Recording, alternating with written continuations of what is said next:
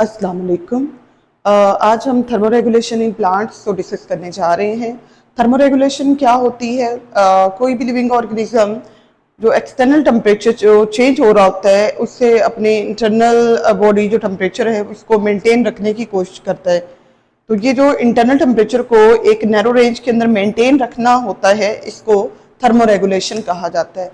तो प्लांट्स की बात करें, दो तरह के टेम्परेचर जो है ना ये फेस कर रहे हैं और दोनों टेम्परेचर के अंदर इनको डिफरेंट टाइप की चैलेंजेस का जो है ना वो सामना करना पड़ता है। डिफरेंट टाइप के इफेक्ट्स होते हैं एक्सटर्नल जो है वो टेम्परेचर के, इनको ये किस तरह से बेयर करेंगे और किस तरह से इसको मैनेज करेंगे, ये हमारा आज का मेन जो है ना वो टॉपिक है। तो पहले बात हो जाए हाई टेम्परेचर की।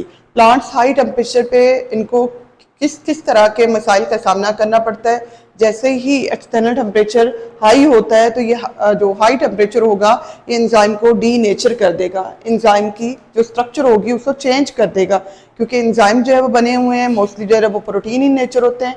प्रोटीन से अमाइनो एसिड जो होंगे उनके दरमियान में जो बॉन्ड है वो हाई टेम्परेचर पे टूट जाते हैं और जिससे क्या होता है एंजाइम की जो शेप होती है, एंजाइम की जो ग्लोबुलर स्ट्रक्चर होती है वो लॉस्ट हो जाती है। इसको डीनेचुरेशन ऑफ एंजाइम कहा जाता है।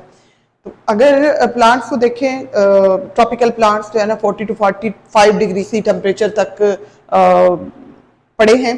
अब इतना टेम्परेचर जब हाई हो जाता है तो इस टेम्परेचर पे जाके नॉर्मली एंजाइम क्या हो जाते हैं, डी नेचर हो जाते हैं।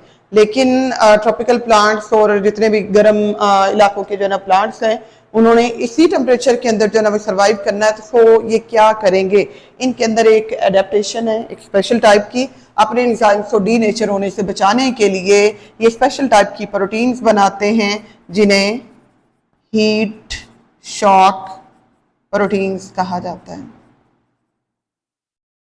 नॉर्मली कोई भी प्रोटीन हो तो वो हाई टेम्परेचर पे क्या होती है, डी नेचर हो जाती है। एंजाइम हो या प्रोटीन हो वो डी नेचर हो जाती है। लेकिन प्लांट्स जो है जो हाई टेम्परेचर पे ग्रो कर रहे होते हैं वो स्पेशल टाइप की प्रोटीन बनाते हैं जिन्हें हीट शॉक प्रोटीन कहते हैं।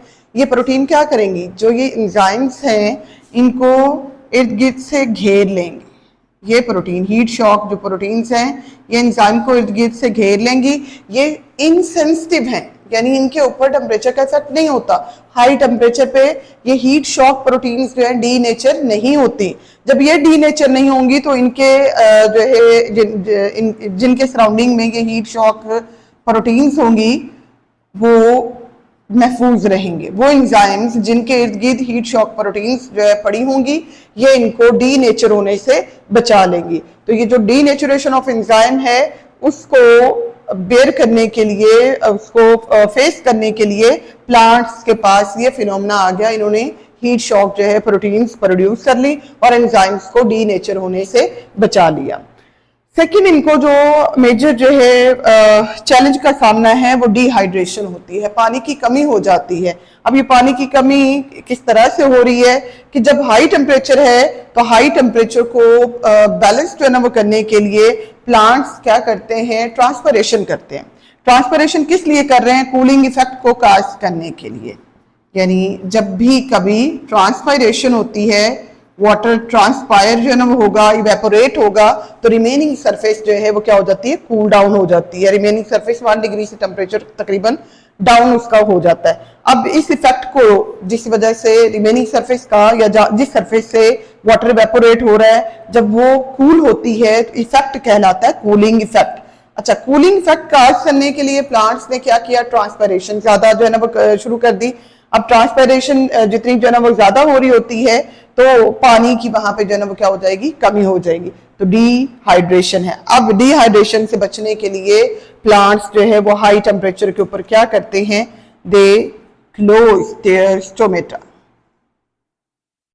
ये क्या करेंगे, अपने स्टोमेटा को क्लोज कर लेंगे। लेकिन अब यहाँ इश्यू ये बनता है कि जब ये स्टोमेटा को क्लोज कर लेंगे तो स्टोमेटा के थ्रू ही इनका गैसेस एक्सचेंज हो रहा है और दिन के वक्त में जो होने वाली फोटोसिंथेसिस है उसके दौरान प्रोड्यूस होने वाली जितनी जो है ऑक्सीजन है, एक्स्ट्रा ऑक्सीजन, वो भी स्टोमेटा के थ्रू ही निकलनी है। सो स्टोमेटा को जो है खुला रखना भी इनकी मजबूरी है। स्टोमेटा के खुले होने की वजह से डिहाइड्रेशन भी इनको फेस, बहरहाल ये साइड बाय साइड जो है ये फिनोमेना चलता रहता है कि कुछ वक्त में ये स्टोमेटा को क्लोज करेंगे, कुछ वक्त में स्टोमेटा को जो है ये ओपन जो है वो करेंगे। जब ये स्टोमेटा को जो है ना वो क्लोज कर लेते हैं तो उस वक्त में इनका क्या होता है, इनका एक और फिनोमेना जो है ना वो शुरू हो जाता है हॉट और ड्राई डेज के अंदर, जिसको हम फोटो रेस्पिरेशन के नाम से जो है ना वो जानते हैं। उसमें जो है ना फोटो रेस्पिरेशन जो है ना शुरू हो जाती है बजाय फोटोसिंथेसिस होने के। तो स्टोमेटा को क्लोज करके इन्होंने क्या करना है, डिहाइड्रेशन से अपने आप को बचाना है। तीसरा जो इनको चैलेंज है वो मेटाबॉलिज्म का डैमेज हो जाना है। मेटाबॉलिज्म डैमेज हो सकता है क्योंकि बहुत सारे जो एंजाइम्स होते हैं वो हीट सेंसिटिव जो है वो होते हैं, और इस हीट से बचने के लिए जो और प्रोटीन्स बनाई जा रही हैं, जो बॉडी के अंदर जो एडेप्टेशन लाई जा रही हैं, उन एडेप्टेशन में बहुत सारी इसकी एनर्जी जो है वो क्या होती है, रिड्यूस जो है ना वो होती जाती है, एनर्जी इनकी जो है ना वेस्ट होती जाती है, और मेटाबॉलिज्म का जो रेट होता है वो रिड्यूस होता जाता है। तो मेटाबॉलिज्म के रेट को मेंटेन करने में भी इनको हीट शॉक जो प्रोटीन्स हैं ये इनके एंजाइम को मेंटेन रखने में ही हेल्प जो है ना वो करते हैं। तो इस तरह से हाई टेम्परेचर के ऊपर प्लांट्स अपने आप को स्टेबल रखने की कोशिश करते हैं, अपने एंजाइम्स को डीनेचर होने से बचाने के लिए हीट शॉक प्रोटीन्स बना लेते हैं, डिहाइड्रेशन से बचने के लिए और मतलब टेम्परेचर से बचने के लिए कूलिंग इफेक्ट का करेंगे, कूलिंग इफेक्ट के लिए ट्रांसपिरेशन करेंगे, और ट्रांसपिरेशन का रेट जब एक हद से बढ़ेगा तो उस वक्त में स्टोमेटा को क्लोज कर लिया जाता है ताकि डिहाइड्रेशन से बचा जा सके। और मेटाबॉलिज्म डैमेज हो रहा होता है एंजाइम से डैमेज होने की वजह से, तो एंजाइम को डैमेज होने से ये हीट शॉक प्रोटीन्स जो हैं यही इनको बचाएंगे। अब हम बात करेंगे कि ये तो होगी इनकी जो है गर्मी के अंदर जो है इनके रिस्पॉन्सेज हो गए। अब देखेंगे कि सर्दी में प्लांट्स क्या करते हैं, इनके पास जो है ना वो कौन सी ऐसी स्ट्रेटजीज हैं जिनसे ये अपने आप को लो टेम्परेचर और लो टेम्परेचर के जो इफेक्ट्स हैं, जो लो टेम्परेचर की जो चैलेंजेस हैं उनको किस तरह से फेस करेंगे। लो टेम्परेचर के 3 चैलेंजेस, एक तो लो टेम्परेचर क्या होता है, जो सेल मेम्ब्रेन से दरमियान में पड़े हुए लिपिड्स होते हैं वो लिपिड्स इंटरलॉक हो जाते हैं, एक दूसरे के अंदर इंटरलॉक हो जाते हैं, बंद हो जाते हैं। जब वो इंटरलॉक हो जाएंगे तो उनकी इंटरलॉकिंग की वजह से जो लिपिड्स हैं इनकी बन जाती हैं क्रिस्टल्स, लिपिड्स क्रिस्टलाइन हो जाएंगे।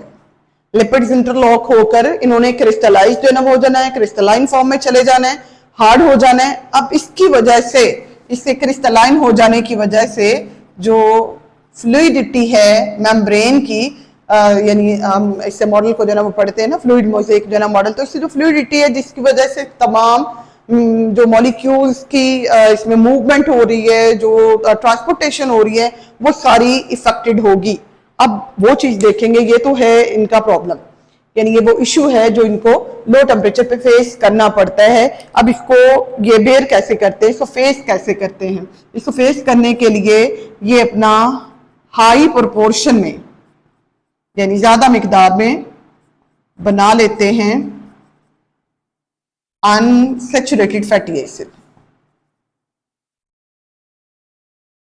फैटी एसिड की 2 टाइप्स होती हैं, सैचुरेटेड भी होते हैं और अनसैचुरेटेड भी। सैचुरेटेड फैटी एसिड जो हैं ये जम जाते हैं, और जबकि अनसैचुरेटेड जो फैटी एसिड होते हैं ये रूम टेम्परेचर के ऊपर जो है वो नॉर्मल ही रहते हैं। तो ये अनसैचुरेटेड फैटी एसिड का जो प्रोपोर्शन है उसको बढ़ा लेते हैं, जिसकी वजह से क्या होता है कि जो अल्ट्रेशन आ रही थी फ्लूइडिटी ऑफ सेल मेम्ब्रेन के अंदर वो क्या हो जाएगी, वो कोप अप हो जाएगी, वो कंट्रोल जो है ना वो हो जाएगी। तो अब जो अनसैचुरेटेड फैटी एसिड की जो हाई प्रोपोर्शन होगा ये लिपिड्स को क्रिस्टलाइन होने से रोकेगा।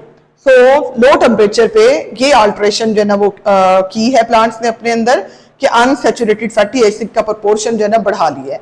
लेकिन यहाँ अभी एक और जो है ना वो मसला है जिसका इनको सामना है। ये अनसैचुरेटेड फैटी एसिड बनाएंगे तब अगर इनको जो है वो मौका मिलेगा। एकदम से जो है जब सर्दी पड़ना शुरू होती है, जो एकदम से जो कोल्ड स्पेल जो है ना वो आता है, उसमें इनको मौका नहीं मिलता कि अनसैचुरेटेड फैटी एसिड को बना सकें।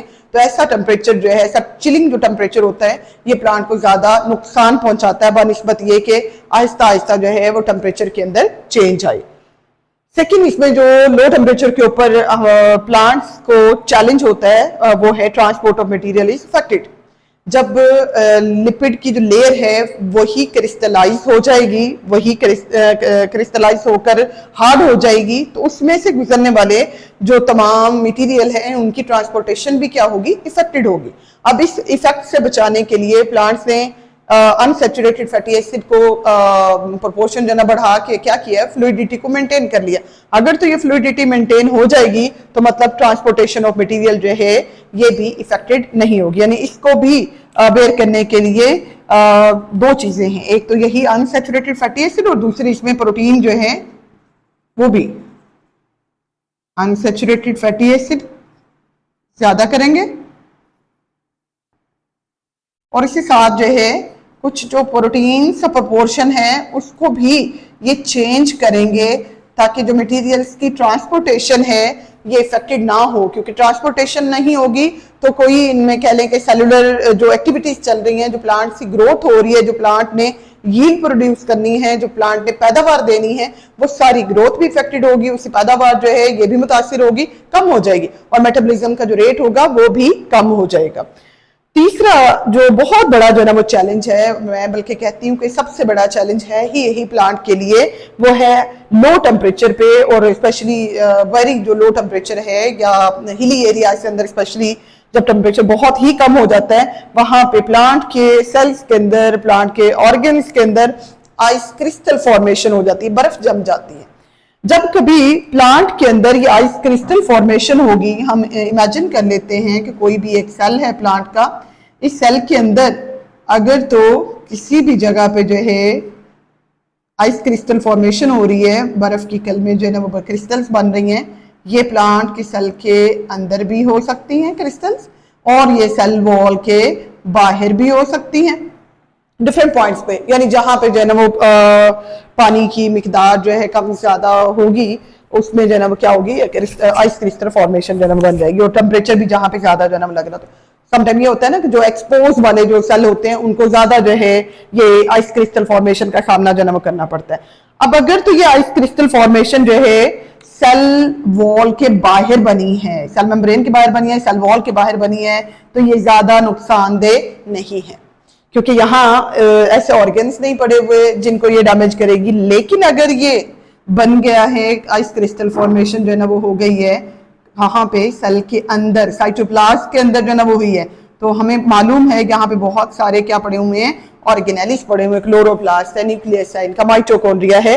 तो ये जो क्रिस्टल्स होंगी बर्फ की, आइसी क्रिस्टल जो होंगी इसके अंदर, ये परफोरेशन कर देंगी, ये क्रिस्टल्स लग लग के ना सेल के साथ, सेल के ऑर्गेनेलिस के साथ ये मेम्ब्रेन्स के अंदर क्या बना देंगी, मेम्ब्रेन्स में सुराख कर देंगी और इसकी वजह से हत्ता कि जो प्लांट का सेल है, प्लांट सेल की डेथ हो सकती है।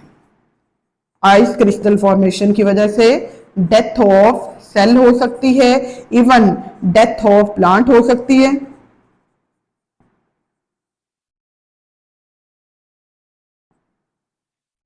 अब इससे बचने के लिए प्लांट क्या करेंगे, प्लांट क्या करते हैं कि अपने सेल के साइटोप्लाज्म के अंदर मौजूद जो साइटोसोल है, जो सोलेबल पार्ट है इसका, यानी वो हिस्सा जिसमें पानी और नमकियात है, उसके प्रोपोर्शन को चेंज करने, यानी इसमें सेल का जो सॉल्यूशन है यानी साइटोसोल जो है, इस साइटोसोल के अंदर सॉल्यूट की कंसंट्रेशन को चेंज करना है, सॉल्यूट की कंसंट्रेशन को चेंज करेंगे और इस चेंजिंग की वजह से जो है ना वो क्या होगा, ये वाला जो सॉल्यूशन है साइटोप्लाज्म के अंदर ये सुपर कूल तो हो जाएगा, यानी या ठंडा तो हो जाएगा, लेकिन आइस क्रिस्टल फॉर्मेशन नहीं करेगा। और अगर करेगा भी तो कहाँ करेगा, सेल वॉल के बाहर करेगा, क्योंकि सेल के बाहर जो पड़ा हुआ पानी होगा उसमें जो है ये कंपोजिशन चेंज नहीं हो रही, कंपोजिशन चेंज हो रही है सेल के अंदर, साइटोप्लाज्म की साइटोसोल में कंपोजिशन चेंज हो रही है।